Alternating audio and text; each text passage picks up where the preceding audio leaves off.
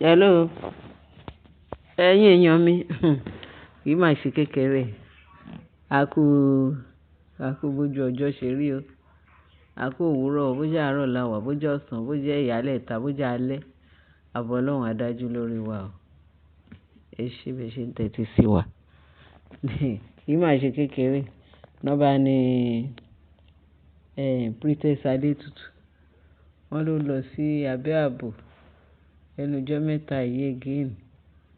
Wọ́n ní bó ṣe dé, ó mú ọ̀pọ̀lọpọ̀ ìríran wá, nǹkan tó rí lọ́hùn.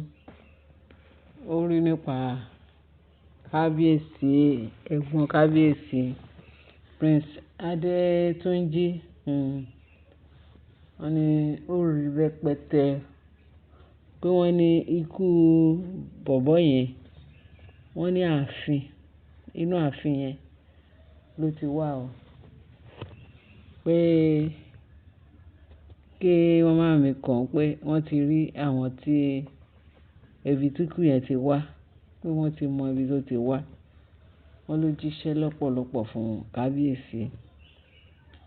Pé kì í ṣe nǹkan kékeré o. Kì í ṣe nǹkan kékeré pé nǹkan náà ṣe gbógun tì nìyẹn. Ṣé ẹ mọ̀ pé wọ́n fẹ́ dá ìjà wọn àti Ìyá Nífá lẹ̀? Kí Ìyá Nífá lè sọ pé, kí kábíyèsí lè sọ pé so Princess Adétutù kò tiẹ̀ ríran, kò tiẹ̀ ṣe. Wọ́n sọ bẹ́ẹ̀, wọ́n náà send sí text message fún Ìyá Nífá, fún òun. Pé wọ́n ní Ìyá Nífá ló sọ bẹ́ẹ̀. Pé báyìí báyìí bí ó ṣe lọ bá Ìyá Nífá nìyẹn.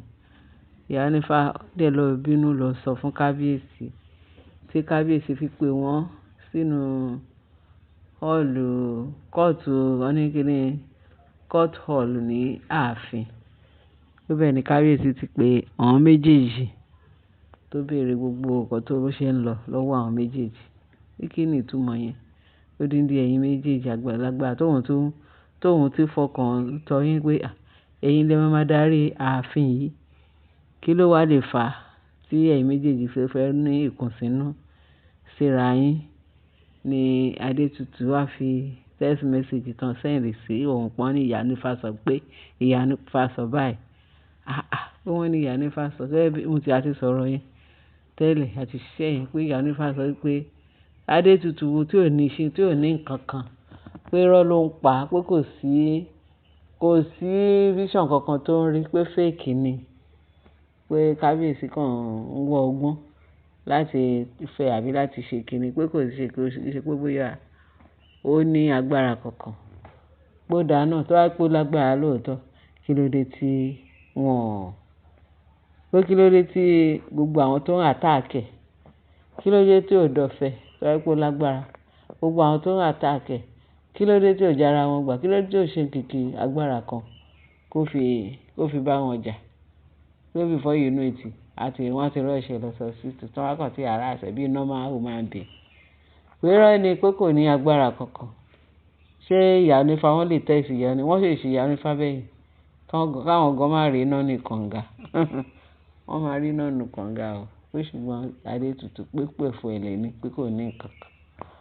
Wọ́n ní ta ló máa gbọ́ yẹn tí inú rẹ̀ bí ó ṣe lọ pé ìyá kíní lẹ́jọ́ Ìyá Nífá tó bá Ìyá Nífá jà rẹ̀kẹ̀rẹ̀kẹ̀. Ṣé kábíyèsí wá fi pè tí kábíyèsí wá bá wọn parí ẹ̀? Wọ́n ní Ìyá Nífá ní òun lójú àlá ni àbí lójú ìran.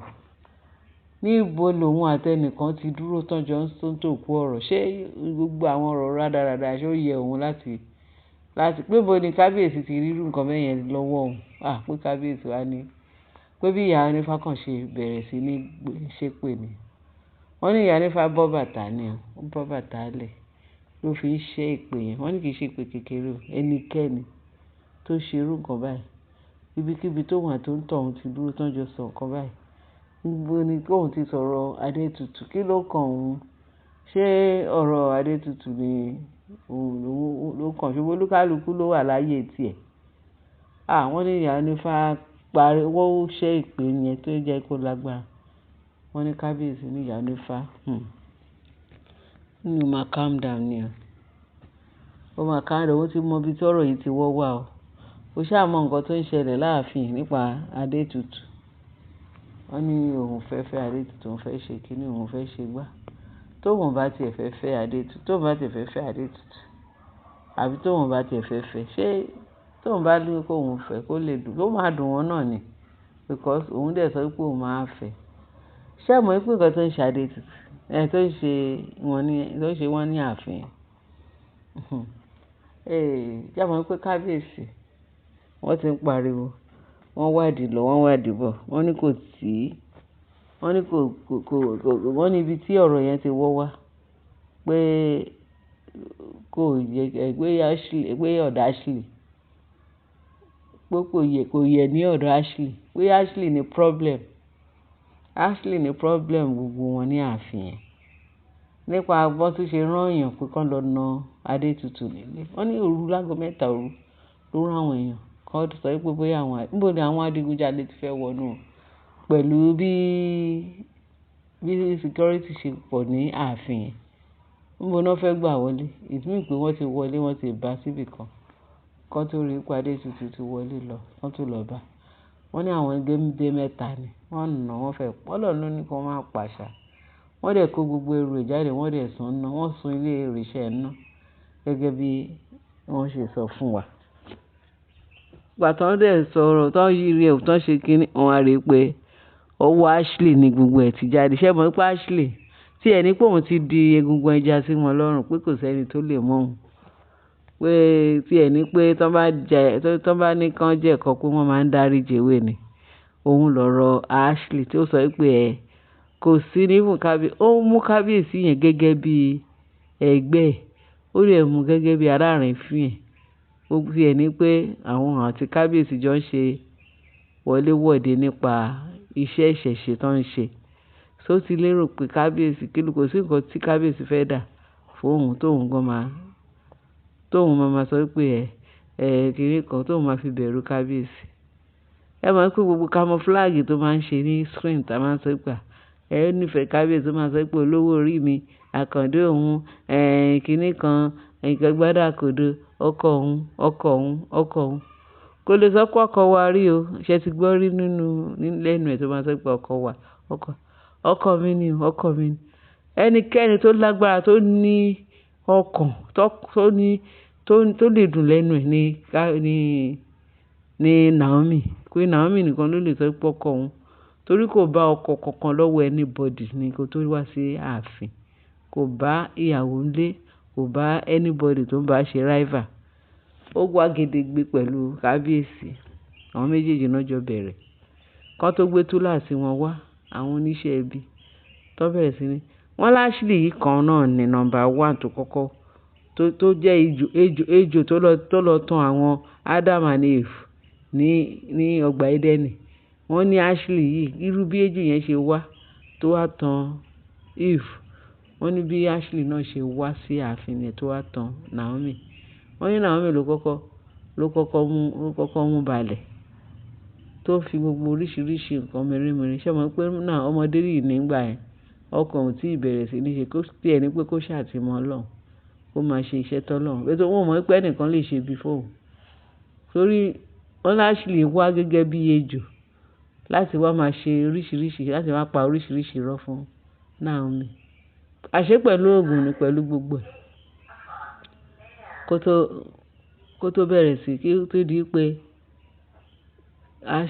kábíyèsí òde kí wá wojú Naomi mọ́ ní ààfin gbà yẹn. Wọ́n ní kò ní dọ́dọ̀ ẹ̀. Àti bá ṣe ṣeré pé ìyàwó òun kan tiẹ̀ wá níbì kan, pé kóun tiẹ̀ lọ bá, pé rọ́ ni o, pé kó tiẹ̀ ti pátì rẹ̀.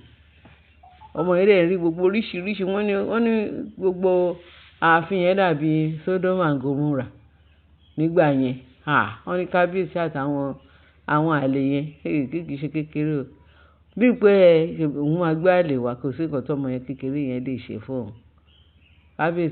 Wọ́n ní kábíyèsí tọ̀ fún Naomi nígbà yẹn. Òun àti yẹ́ẹ̀dẹ̀ àpẹẹrẹ pé ìyá ẹ̀ wà pẹ̀lú ẹ̀ o. Tí ó bá jẹ́ bẹ́ẹ̀, torí ìyá ẹ̀ rí pọ́mọdé ni ló ṣe tẹ̀lé wá pé máa lọ ọmọ mi.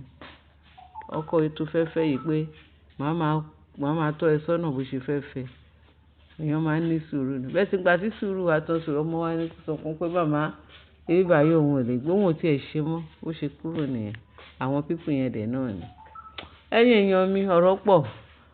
Bí wọ́n ní Adétutù, ó sọ kìkì ọ̀rọ̀ fún wọn láàfin. Ìyẹn ikú tó pa Prince Adétúnjí. Wọ́n náà dé mọ́bẹ̀.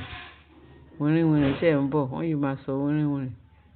Ìdí nǹkan tán fi ṣe Prince Adétúnjí ní jàǹbá tó kú ní táìmù tó yẹ kó kú yẹn, ní tó ṣẹ̀ bẹ̀rẹ̀ live ẹ̀.